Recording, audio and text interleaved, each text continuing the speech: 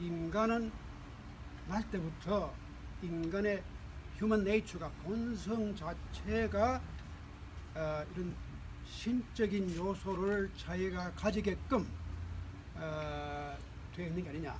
인간은 누구나 또 이렇게 한 번쯤은 그 죽음에 대해서 생각하거든요.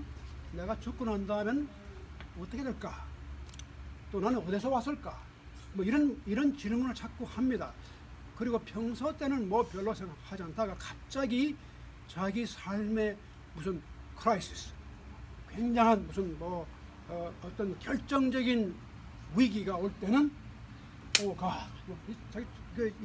꼭 자기가 무슨 불교를 믿거나 무슨 기도도 그런 종교를 믿고 안 믿고 간에 우리가 흔히 그냥 영어로 오 마이 갓 요즘 너무나 쓰는 말인데 요즘 미국 사람은 너무 오 마이 갓을 갖다가 흔히 잘 쓰고 있거든요. 아니면 크라이스트. 이 크라이스트라는 말도 제가 참 미국에 와서 그 기숙사에서 공부를 하는데 제 룸메이트가 그 걸핏하면 크라이스트. 그래서 이 친구가 굉장히 종교적인 사람이다. 왜냐면 화만 나면 크라이스트. 근데 왜 화가 났을 때 크라이스트 부르는가? 이게 예수님 이름을 부르면 이게 좀 거룩하게 좀 이렇게 좋을 때 불러야지. 이 친구는 when he got mad, he said Christ.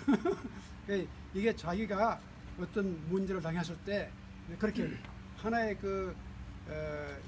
자기 표현을 그렇게 하는 거예요. Christ, God. 그러니까 인간이 어떤 그런 결정적인 어떤 위기를 당한다거나 또 위험을 느낄 때 우리가 하나님을 찾고 뭐 예수를 찾고 이제 이런 것이 다 본능적으로 인간은 누구나가 가지고 있는 하나의 본성이다, 이렇게 볼 수 있는데 그게 맞는 것 같아요. 우리가 사실 평소 때 일이 다 잘 돌아갈 때는 별로 뭐 꼭 종교라든가 뭐 어떤 신이라든가 뭐 하느님이라든가 아이고 부처님 뭐 이런 생각 안 해요. 근데 어떤 위기가 올 때 자기가 겁이 날 때는 불러요. 여러분 아시지만 그 홍라희 씨라고 한국에 지금 홍라희 씨가 참 처량합니다. 자기 남편은 이건희 저렇게 뭐 식물인간처럼 돼 있고 자기 아들은 지금 감옥에 가 있고 얼마나 자기 한 여자로서 아내로서 어머니로서 정말 말할 수 없는 그 아픔이 있을 거예요. 그러니까 이분이 저를 찾아가서 불공을 드리거든요. 그걸 우리가 충분히 이해할 수 있는 거예요. 제가 또 하나 농담을 말씀드리죠. 여러분 이럴 땐 농담이 좋습니다. 어떤 목사님이 이제 목회를 한 40년, 50년 일평생 열심히 목회를 하고 이제 죽었어. 이제 하늘나라에 좀 가려고 이렇게 심판대에 가 있는데 가서 보니까 그 하나님이 이제 내가 너를 천당에 보내줄까 지옥을 보내줄까 지금 이제 심사를 하는 거예요. 면접도 하고 뭐 이력서 좀 보고 이렇게 하는데 그렇게 넌 하나님 자꾸 머리를 갸우뚱하고 이게 통과가 잘 안 되는 거예요.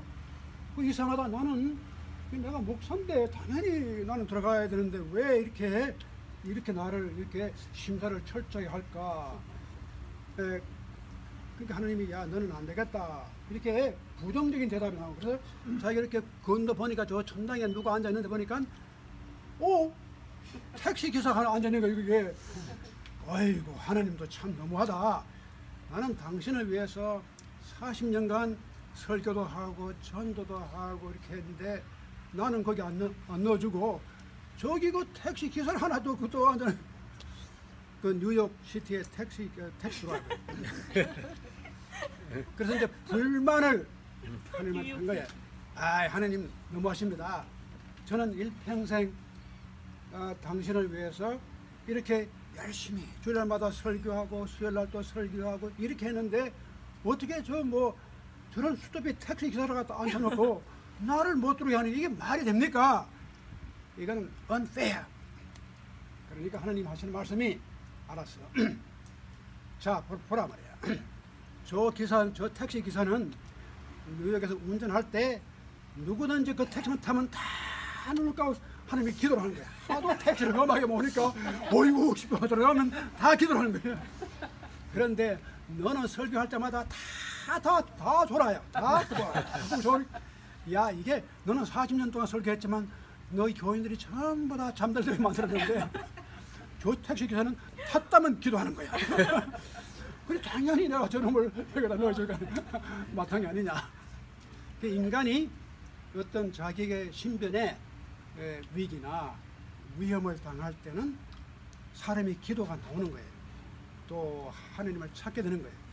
그래서 인간은 누구나가 그런 어떤 삶에 대한 그 내가 왜 살아야 하는가, 내 삶의 뜻이 무언가, 또 나에게 어떤 위기가 닥치고 있는가, 자기 미래를 모를 때, 이래서 종교란 게 이게 인간이 원래 타고날 때부터 그 심성의 그 본능 속에 같이 들어있는 것이 종교다.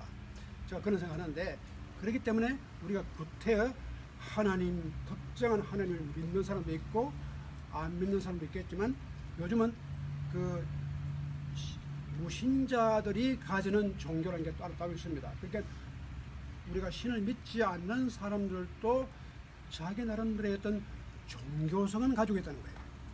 그래서 이것이 최근에 와서 우리가 종교를 너무 이렇게 규격에 맞게끔 하나님을 믿느냐, 뭐 부활을 믿느냐, 뭐 천당을 믿느냐, 교회를 나가느냐, 뭐 11조를 하느냐, 거기에 따라서 우리가 규정하는 것이 아니라 인간이 자연적으로 자기 속에 주어져 있는 종교성을 발견하고 그 종교성을 자기가 찾게 되면은 누구든지 다 어떤 형태로든지 종교적인 포텐셜, 그 잠재성을 다 가지고 있다. 그래서 그런 잠재성을 때로는 굉장히 제도적인 종교로 표현되기도 하고, 때로는 제도가 없이 우리가 주일날 뭐 썬데이 꼭 교회 안 나가더라도 그 사람 마음 가운데서 그 가지고 있는 종교성은 얼마든지 있을 수가 있다. 그래서 종교를 너무 이렇게 그 제도화 시켜가지고 정의하는 것에서 조금 좀 벗어나려고 하는 것이 이 종교학자들의 새로운 관점입니다. 그래서 이 종교에 대한 19세기, 20세기 초까지만 해도 항상 종교를 그렇게 봤어요. 하나님을 믿느냐, 우리 기독교에서는 뭐 구원을 받았느냐, 뭐 어떠냐, 뭐 천당을 가느냐. 근데 그런 교리를 믿는 것이 아니라 인간이 어떤 형태로든지 자기의 종교성을 표현하는 것, 이런 것이 굉장히 중요하다. 이것은 세상이 바뀌더라도 항상 있는 거다. 예를 들어서 여러분이 잘 아시는 그 정신분석학자 가운데 시그문드 프로이드라는 사람이 너무나 잘 알려진 분이지만, 그분이 종교를 어떻게 생각했느냐 하면, 이 종교는 얼마 안 가서 다 없어질 거라고 생각했습니다. 왜냐하면 이 종교는 아직도 과학적인 사고라든가 이 합리적인 사고가 충분히 발달되지 못했을 때에 인간이 가졌던 그런 아주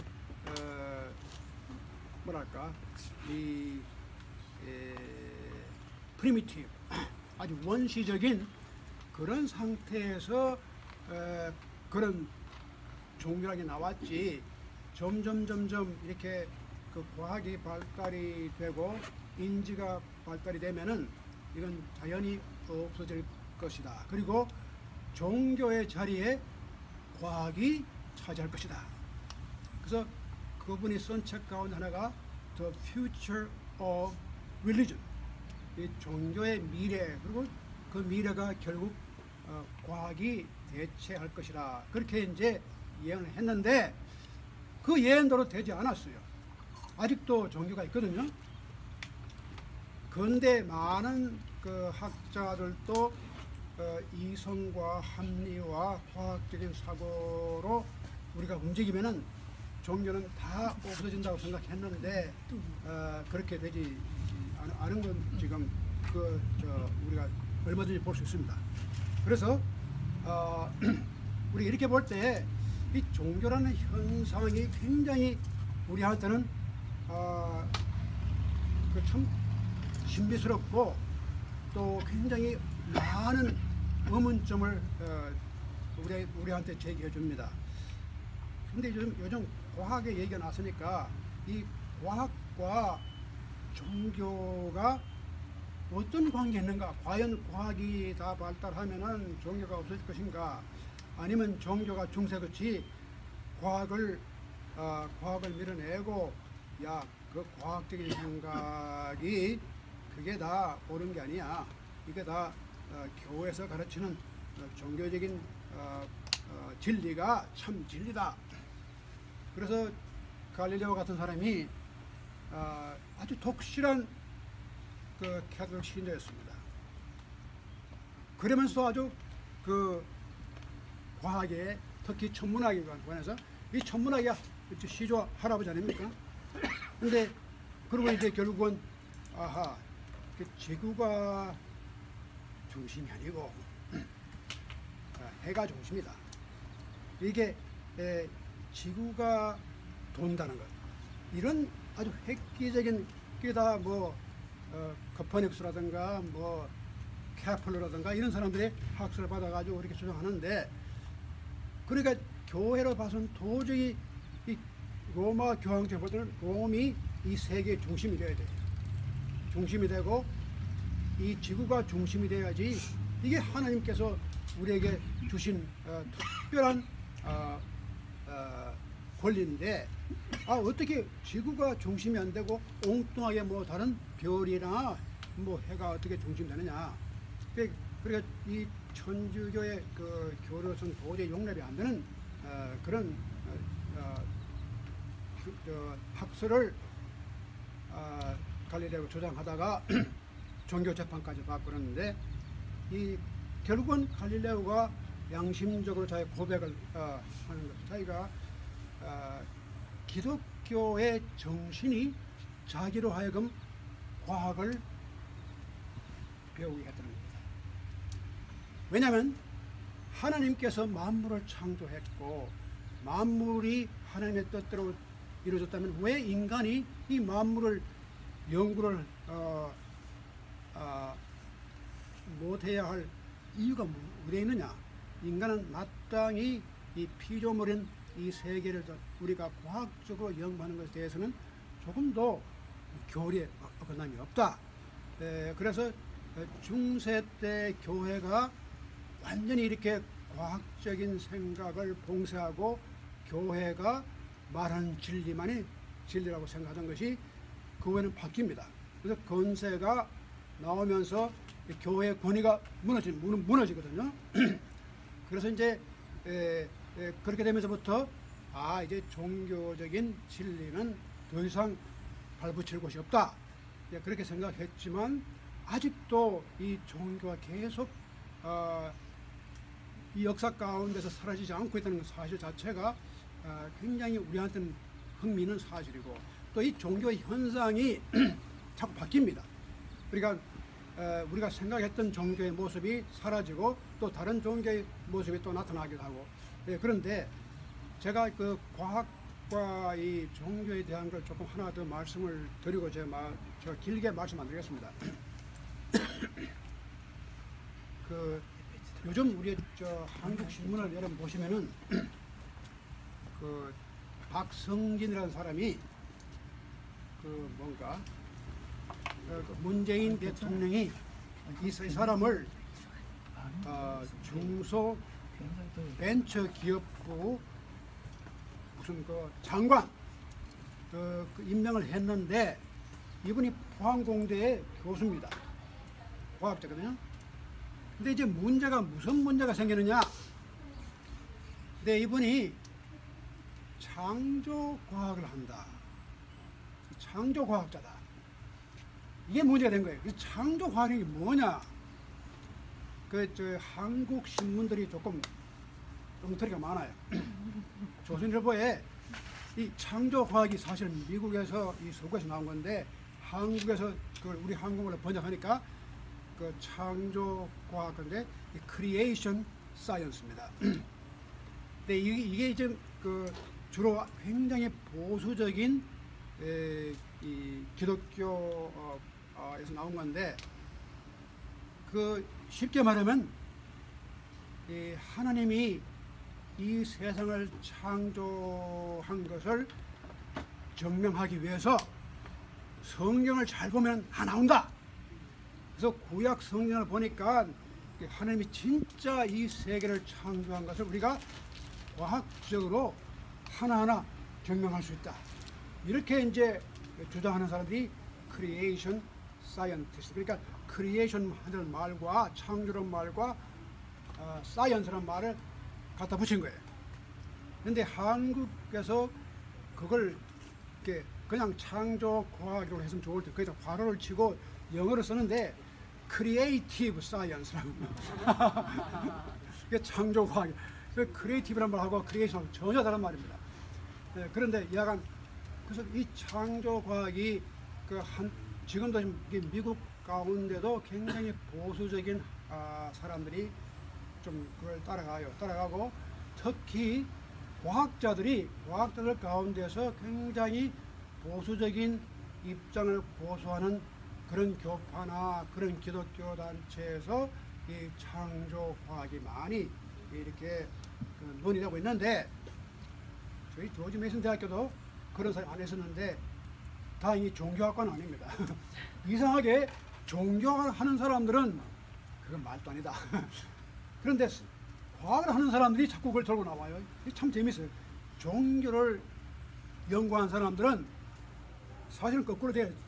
이 종교학을 했으니까 당연히 창조가 이게 다 역사적으로 볼 때 실제로 성경에 나오는 이 글자 하나하나가 다 맞는 말씀이다. 이렇게 돼야 되는데 그렇게 안 되거든요. 근데 종교를 이해하고 연구하는 사람들은 그렇게 얘기할 수 없는 거예요. 종교를 아니까. 그런데 종교를 모르는 사람들은 과학자들은 쉽게 그걸 얘기를 해버려요. 그러니까 오히려 이 과학자들이 그게 말이 안 된다 이렇게 얘기해야 할 텐데 과학자들 가운데서 그런 말을 하고 나오는데 그렇게 되면 이 지구의 나이가 얼마냐? 이 지구의 나이가 6,000년. 근데 말도 안 되죠. 지구가 여러분 6,000년 사이에 지구가 다 이게 도저히 이건 기본적인 이 과학이 허용할 수 없는 얘기거든요. 6,000년 동안에 저기 모든 만물이 이렇게 생겼다. 이게 근데 과학적으로는 적어도 45억 년, 46억 년 이렇게 돼야지만 이것이 가능한 얘기인데. 근데 이 사람은 아니야. 6,000년 동안 그러니까 노아가 방주를 어디에 했다, 뭐 거기 그 에비던스가 저기 어디에 좀 중동에 가보니까 어디에 있었다, 뭐 그런 걸 다 찾아가지고 하나씩 다 설명합니다.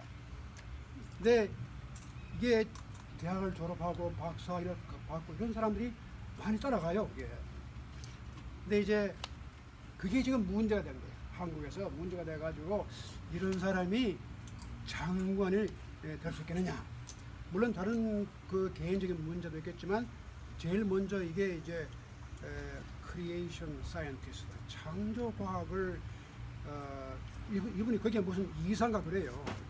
그러니까 그것이 이제 문제가 돼가지고 오늘 아침 보니까 뭐 자기가 사퇴를 했더만요. 그런데 이제 좀 여기서 우리가 조금 알아야 할 것은 뭐냐면 그 종교와 과학을 잘못 이렇게 좀 잘못 이렇게 합해 놓으면은 짬뽕을 시켜 놓으면은 이 종교도 아니고 과학도 아니고 이상한 게 나와요. 그래서 이걸 우리가 참 잘 생각해야 되는데, 왜냐하면 왜 과학하시는 분들이 그 과학적인 이 발전 과정을 성경 구약 성경 속에다가 다 집어넣어 가지고 이것이 성경에 나오는 대로다가 설명을 하려고 애를 쓰느냐, 그게 좀 문제가 되거든요. 구태여 그렇게 할 필요가 없다는 겁니다. 제 말은 이 종교를 하는 사람들은 종교가 꼭 과학적인 용어로 설명을 되어야지만 진리가 된다고 믿지 않습니다.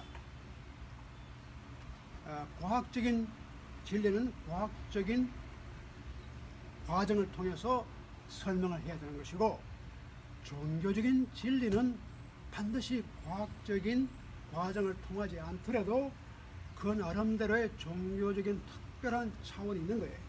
인간에게는 종교적인 차원이 있으니까. 그래서 그렇게 우리가 이해를 해야 되는데, 우리가 예를 들어서 구약 성경을 읽을 때도 물론 여러분 가운데서도 그 창세기 이야기를 글자 그대로 믿어도 좋죠. 저는 그걸 가지고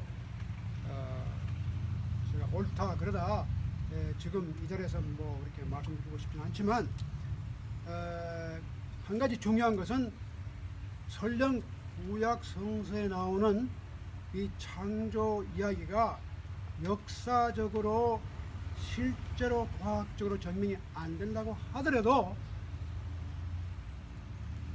그것이 그렇게 큰 문제가 되느냐? 문제가 되죠. 과학적으로 증명이 돼야지만 이게 진리가 되니까요. 그렇게 얘기를 하거든요. 그래서 과학적인 진리와 종교적인 진리가 어떻게 다른가 하는 걸 제가 이제 조금만 말씀드리고 제가 끝내겠습니다. 근데 아주 간단히 말씀드리면은 우리가 흔히 구약 성서를 읽으면서 나는 창조를 믿는다. 좋아요. 창조를 믿는데, 그러니까 창조 이야기가 역사적으로 이루어진 것을 믿어야지만 내가 구약 성서를 믿는 것이지, 그렇지 않으면 믿는 게 아니다, 이렇게 단정을 해버려요. 근데 제가 지금 말씀드리려고 하는 것은 그렇게 꼭 그렇게 볼 필요는 없다는 겁니다. 왜냐하면 예를 들어서 지금 많은 사람들이 이 모든 우주가 엿새 만에 하나님이 창조했다고 글자 그대로 안 믿는 사람 많아요. 그러면 그 사람들이 기독교인들이 아니냐, 종교인이 아니냐? 그렇지 않아요. 그러니까 우리가 과학적인 눈을 가지고 성경을 읽더라도 꼭 과학적인 생각 속에 부합이 안 된다고 해도 그 나름대로의 중요한 진리를 구약 성서가 가지고 있어요. 그렇기 때문에 지금 세상에 누가 그 창세기를 믿느냐, 그거 다 빼버리지. 그렇게 하셨잖아요. 그건 과학적으로 설명이 안 되는 걸 다 빼버리고 그걸 왜 지금 성경 안에 넣어두고 있느냐, 그렇게 말할 분도 계시지만, 실제로는 이 문제는 그게 아닙니다. 과학적으로 설명할 수 있느냐 없느냐 하는 것이 우리 믿는 신앙의 진리가 되고 안 되는 것이 아닙니다. 왜냐하면 이 성경을 쓴 사람들의 의도가, 또 하나님의 뜻하는 바는 이 세상을 과학적으로 설명해 주려고 하는 것이 아닙니다. 그러니까 우리가 과학을 알려면 과학책을 봐야지 성경책을 봐서는 안 된다는 거 말이에요. 우리가 성경을 보고 과학을 찾아야 된다는 게 말이 안 되잖아요. 우리가 생각해 보세요. 밥을 할 때는 거기다 쌀을 넣고 물을 붓고 밥을 해야지, 거기다 쌀을 넣지 않고 콩을 넣고 밥을 하면 그게 밥이 나옵니까? 우리가 찾는 것이 이게 문제예요. 과학을 하려면, 과학적인 사고를 하려면 우리가 물리나 화학이나 과학적인 세계를 가지고 과학 서적을 보아야지 성경을 봐서는 안 되는 거예요. 성경을 읽었을 때는 그것은 과학을 증명하기 위해서 읽는 것이 아니라 내가 가진 인간의 기본적인 아주 깊은 차원의 종교성을 자기가 깨닫기 위해서. 그래서 쉽게 말씀드리면 고대 근동 지방에서 히브리 민족들이 자기들이 믿는 신을 갖다 고백할 때 야훼 하나님, 그분은 창조의 하나님, 이것을 고백하기 위해서 이런 아주 웅장한 이야기를 만들어낸 겁니다. 이 굉장한 이야기예요. 그러니까 이 이야기는 읽어도 역시 우리에게 깊은 감명을 줄 수 있는 인간의 운명과 인간의 죄가 뭐냐, 인간이 왜 타락했을까, 인간의 죄가 뭘까, 이런 모든 것을 설명해 주는 하나의 웅장한 스토리, 창조 이야기입니다. 이 창조 이야기를 우리가 왜 지금도 우리가 그걸 읽느냐, 그 속에 깊은 종교적인 의미가 있기 때문에, 지금도 우리 삶에 무엇을 줄 수 있기 때문에 그렇게 읽는 거거든요. 그런데 이걸 갖다가 하나하나 빼내가지고 과학적으로 설명하다 보니까 그만 그게 창조과학, 그래서 크리에이션 사이언스, 크리에이션 사이언티스트 이렇게 바꿔버려 말았는데, 이제 여러분들도 앞으로 이 종교적인, 그러니까 이 언어를, 우리 인간이 언어를 쓰는데 때로는 과학적인 언어, 과학적인 말을 쓰기도 하지만 때로는 굉장히 상징적인 말, 이 종교는 상징의 세계입니다. 그러니까 이 이야기가 실제로 있었던 없었던 관계없이 그 이야기 자체가 우리에게 어떤 상징적인 의미를 주느냐, 이게 더 중요해요. 그 상징을 찾는 것이 종교적인 태도입니다.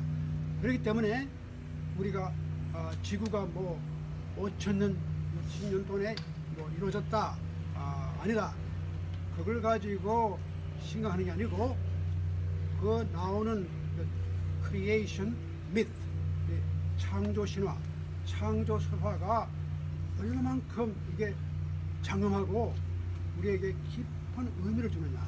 그래서 우리가 그런 것을 정말 우리가 그 구약 성서의 의미를 찾으려면은 그런 입장에서 찾는 것이 바람직하지 않느냐. 우리가 과학적인 태도를 가지고 구약 성서를 찾는 것은 저기 나무 밑에 가서 물고기를 찾는 것 마찬가지다, 저는 그렇게 봅니다. 그래서 우리가 이런 것이 앞으로 그 우리 한국 사회도 지금 많이 이렇게 지금 뭐 창조과학이 퍼져나가는데, 좀 우리가 그건 좀 유의를 해봐야 할 일이라고 생각하고, 여러분께서도 물론 질문이 많으시겠지만 앞으로 제가 뭐 오늘도 있고 내일도 있으니까 또 틈틈이 그런 말씀을 드리겠지만, 인간이 살아갈 때 종교는 반드시 필요해요. 필요하지만 잘못하면 그 종교를 너무 과학적으로, 제도적으로, 율법적으로 이어해 버릴 때 종교가 가지고 있는 생명이 사라지고 말아요. 그래서 그 생명을 살리기 위해서는 종교가 가지는 독특한 종교의 경지, 종교의 언어를 갖다가 우리 이해하는 것이, 그것이 올바른 종교에 대한 이해다. 제가 여기까지만 말씀을 너무 시간이 돼서 드리고 끝내고, 혹시 여러분 질문 있으면 질문을 받겠고, 또 여러분 하고 싶은 말씀 있으면